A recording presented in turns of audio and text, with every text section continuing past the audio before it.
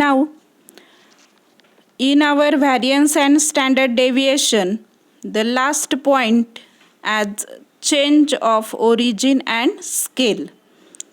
The variance and the standard deviations are independent of change of origin.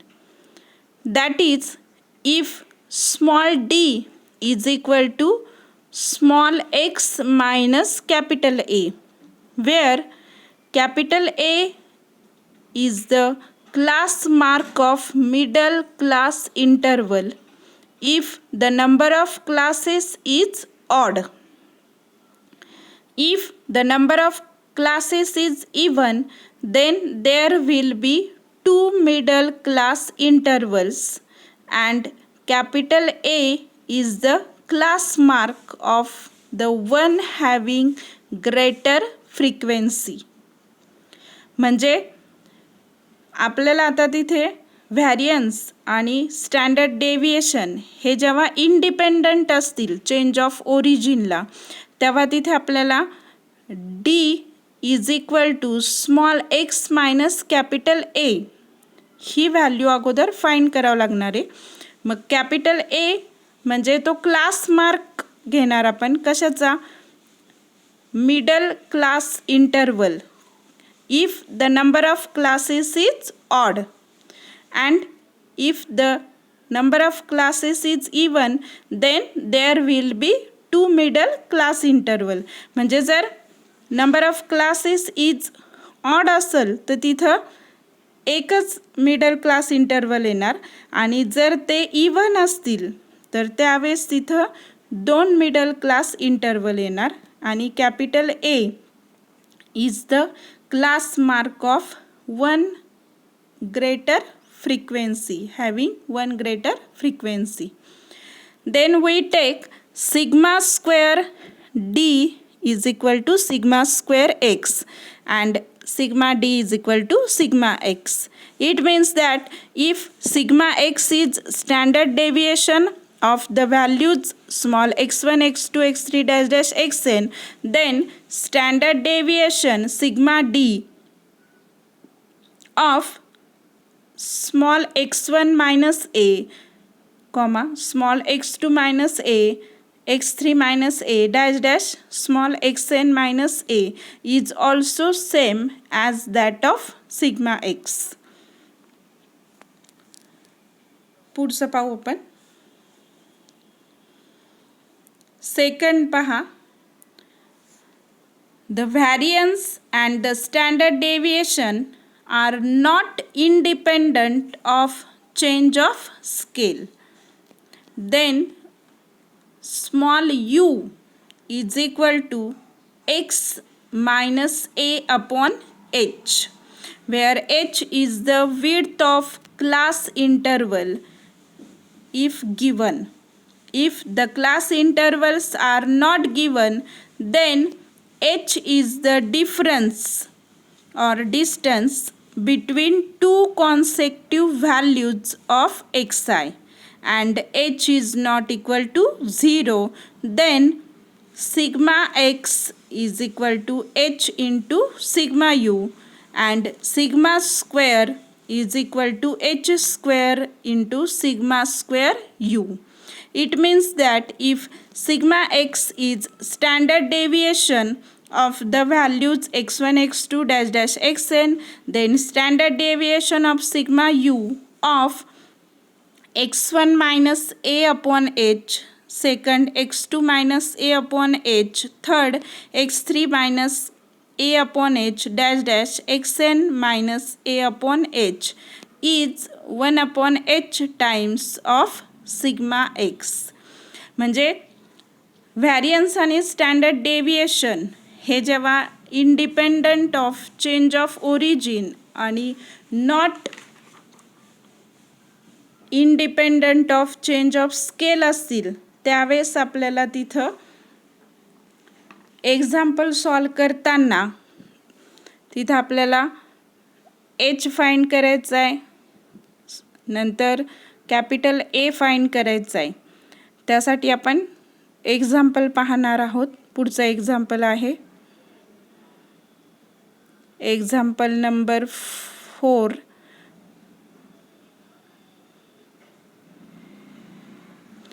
Compute variance and standard deviation for the following data. X ची value दिलेली 15, 20, 25, 30, 35, 40, 45 and small f 13, 12, 15, 18, 17, 10, 15. First we calculate small u is equal to x minus capital A upon H. H म्हणजे आपल्याला माहिती width of the class interval आणि capital एची value class mark of middle class interval.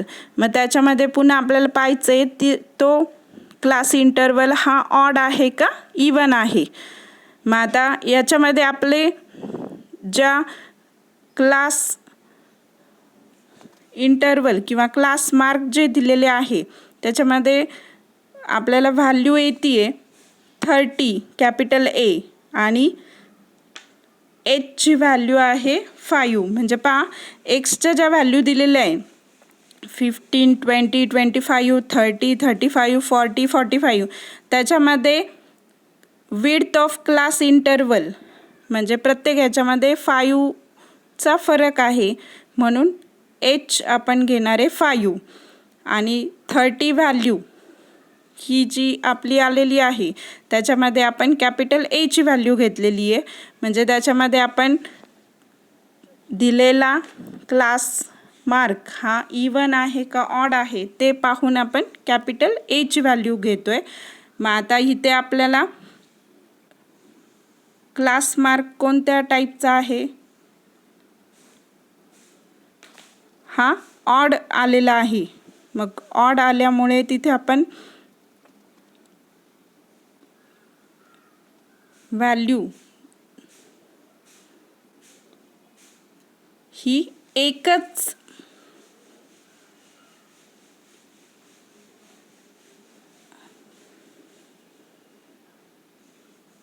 Middle क्लासची value घेणार. म्हणजे आपली middle value येते 30 दिलेल्या क्लास मार्कची.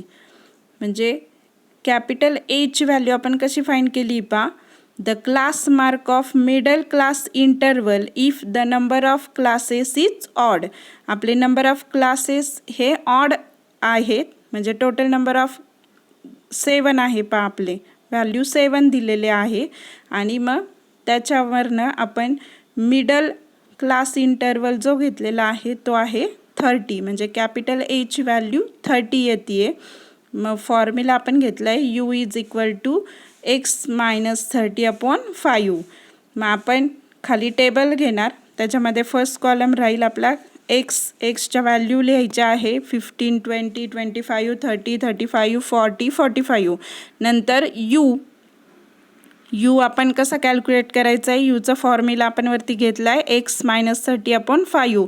मग पहिली व्हॅल्यू आपण एक्सची पुट करायची तिथे 15 minus 30 upon 5 which is equal to minus 15 upon 5 which is equal to -3. म्हणजे सेकंड कॉलम जो यू आहे आपला त्याची फर्स्ट व्हॅल्यू -3 मिळते आहे. सेकंड आपल्याला मिळेल -2, -1, 0, 1, 2, 3. पुढचा थर्ड कॉलम आहे आपला फ्रिक्वेन्सी एफ तो दिलेला आहे त्या व्हॅल्यू आहे तशाच लिहायच्या आहे आणि त्याची खाली सम पण करायची आहे फ्रिक्वेन्सीची. टोटल सम येते 100. नेक्स्ट कॉलम आहे एफ इंटू यू फ्रिक्वेन्सी आणि यू जो आहे त्याचा आपल्याला प्रोडक्ट घ्यायचा आहे. मग -3 इंटू 13 इज इक्वल टू -39. अशा प्रकारे तो कॉलम आपण पूर्ण करून घ्यायचा आहे आणि त्याची सम पण घ्यायची आहे एफ इंटू यूची. लास्टचा कॉलम आहे एफ इंटू यू स्क्वेअर म्हणजे यूचा स्क्वेअर करून त्याला एफने मल्टिप्लाय करायचे. यूची पहिली व्हॅल्यू आहे -3 -3चा whole square 9 into 13 which is equal to 117. Second येते 48. अशा प्रकारे शेवटचा कॉलम पूर्ण करून त्याची सम घ्यायची आहे. ती येते 372. नेक्स्ट वी गेट यू बार. जसं आपण एक्स बार घेतो तसा यू बार घ्यायचा आहे. U bar is equal to summation f into u upon capital N. F into यूची सम येते 4 अपॉन कॅपिटल एनची value 100 which is equal to 0.04. Capital N म्हणजे आपला टोटल फ्रिक्वेन्सी आहे. टोटल जी फ्रिक्वेन्सी आहे त्याची बेरीज कॅपिटल एन म्हणून घेतो आहे आपण. नाव sigma square u is equal to summation f into u square upon capital N minus u bar square. Value put करायची आहे खाली which is equal to 372 upon 100 minus 0.04 whole square which is equal to 3.72 minus 0.0016 which is equal to 3.7184. मग sigma square u is equal to 3.7184. मग sigma u standard deviation which is equal to square root of 3.1784 which is equal to 1.92. and sigma x is equal to h into sigma u which is equal to h म्हणजे आपला h आपण value काय घेतोय तिथं width of class interval. तो आपला किती आहे 5. मग 5 इंटू सिग्मा यूची value 1.92. Therefore sigma x is equal to 9.6.